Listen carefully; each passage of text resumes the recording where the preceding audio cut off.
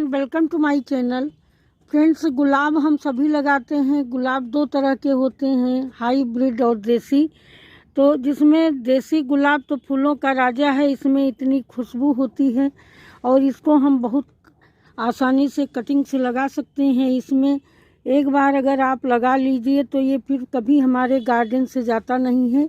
इसकी कटिंग लगा लगा के हम लोग नए नए प्लांट बनाते रहते हैं। और इस तरह से देखिए, इतने बड़ी साइज़ के फ्लावर्स हैं कि इनमें जो है ये देखिए कितनी इनकी साइज़ और कितनी खलियों से भरा हुआ है। हमारी ये मन करता है सब गार्डनर का कि हमारा फ्लावर्स इस तरह से, मेरा प्लांट कलियों और फूलों से भरा रहे और इनमें नई नई ग्रोथ आए। और इस तरह से देखिए कलियां वहाँ तक फ्लावर खिला है। तो इसके लिए बस हम कुछ चीज़ कर लें तो हमारे प्लांट में इसी तरह की फ्लावरिंग होती रहेगी।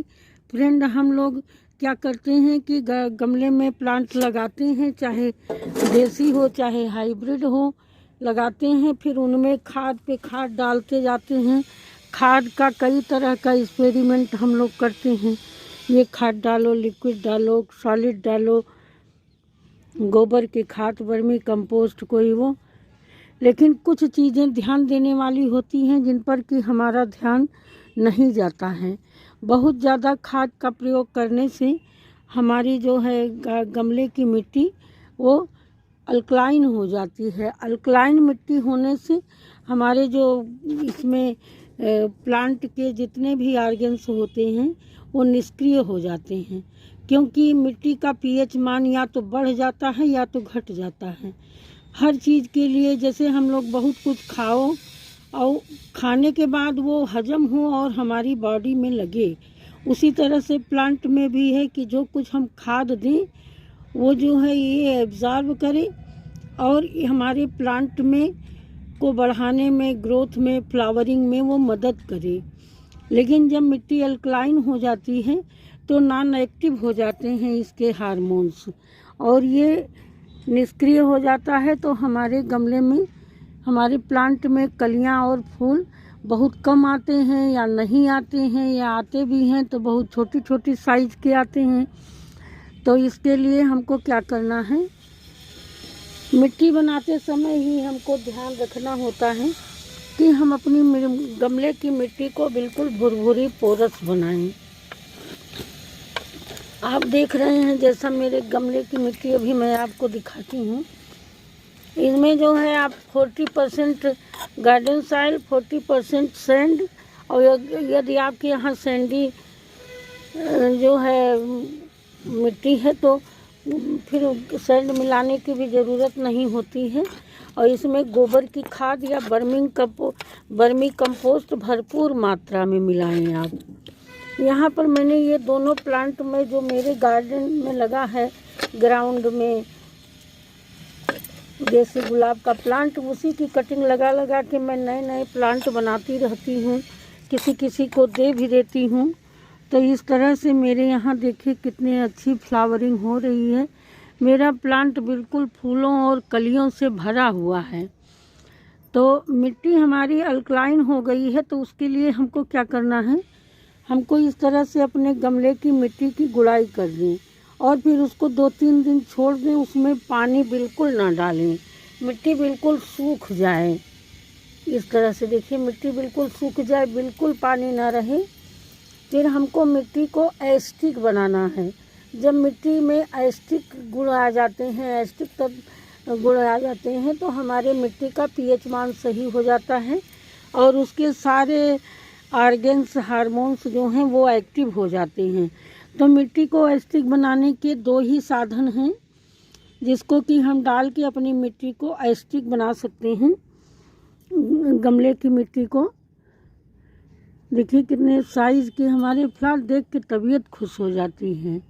और इनमें इतनी बढ़िया खुशबू है देसी गुलाब में होती है कि, तो हमने अपने गमले की मिट्टी की गुड़ाई कर दी और जितने भी स्पेंड फ्लावर, ये जैसे ये स्पेंड हो चुका है, तो इनको यहाँ से ना काटें, बिल्कुल यहाँ से 2-3 पत्ती लेते हुए काटें। इनको कटिंग करते समय भी तब वहीं से हमारी न्यू ब्रांच निकलेगी। देखिए जैसे ये स्पेंड फ्लावर हैं, इनको हमको यहाँ से काटना है।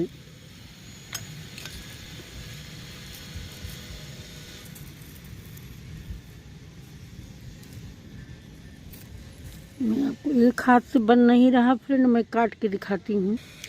इस तरह से पत्तियाँ लेते हुए इसकी पूरी डंडी को हम अलग कर देंगे। कटिंग करते समय भी इस बात का ध्यान रखें कि एकदम इसकी जो है एकदम 2-3 पत्तियाँ लेते हुए काटें, तब यहीं से न्यू ग्रोथ आएगी। अब हमने अपने गमले की गुड़ाई भी कर ली, मैंने अपने प्लांट की प्रूनिंग कर ली, गमले की गुड़ाई भी कर ली।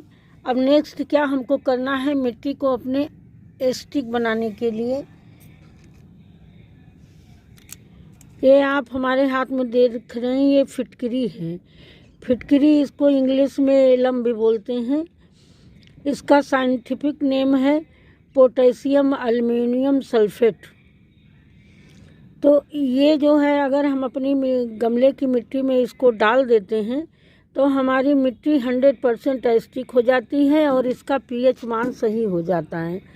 तो आप वैसे भी ये जो है डिज़ॉल्वेबल होती है, पानी में घुलनशील है, लेकिन तरह से पीस लेंगे और